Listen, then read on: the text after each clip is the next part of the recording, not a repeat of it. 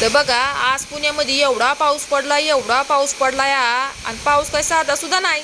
या बघा इकडं नुसता गारांचा पाऊस पडला या, आणि गारा बाहेरच नाही. ह्या बघा इकडं घरात पण आले. तर बरं, ज्या वेळेस पाऊस पाहिजे त्यावेळेस पडणार नाही, आणि आता पावसाचा दिवस पण नाही तर एवढा पडून घेतो या. बरं, आपल्याला काय कुठं शेताला जायचं नाही, पण महत्वाचं म्हणजे मला आज गावाला जायचं होतं, आणि ह्या पावसाने असा रट्टा दिला या. आता गावाला तर कसं काय जायचे, आणि त्यासाठी ही काय ह्यांनी पण सुट्टी घेतली होती. हे नव्हतं येणार गावाला, पण मला सोडवायला येणार होतं.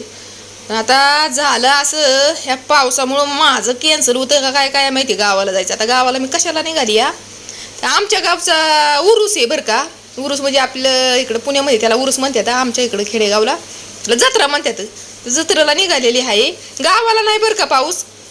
गावाला फोन करून विचारलाय मी की पाऊस आहे का, तर गावाला नाही. गावाला म्हणले तर चांगलं ऊन पडलंय. इकडंच त्याने रट्टा दिलाय चांगला. पुण्यातच म्हणजे पुण्यात चांगलं असं जोडून काढलंय पावसाने. तुमच्याकडं आहे का नाही पाऊस ते कमेंटद्वारे सांगा बरं का मला. आता मी काय करते या, हे काय गारा सगळ्या बाहेर काढते या. तेवढ्यात त्यांनी आवाज दिला, इकडं तर बघ कसली किती गारा पडल्या. तर लय पडल्या तर कॅमेऱ्यामध्ये कदाचित तुम्हाला दिसत नसेल, पण लय पडल्या तर इकडं पण गचाख ते जे आहे ना खाली सगळं पांढरं झालं या. तर ह्या बघा, आता मला हे पहिलं गारा काढू द्या बाहेर.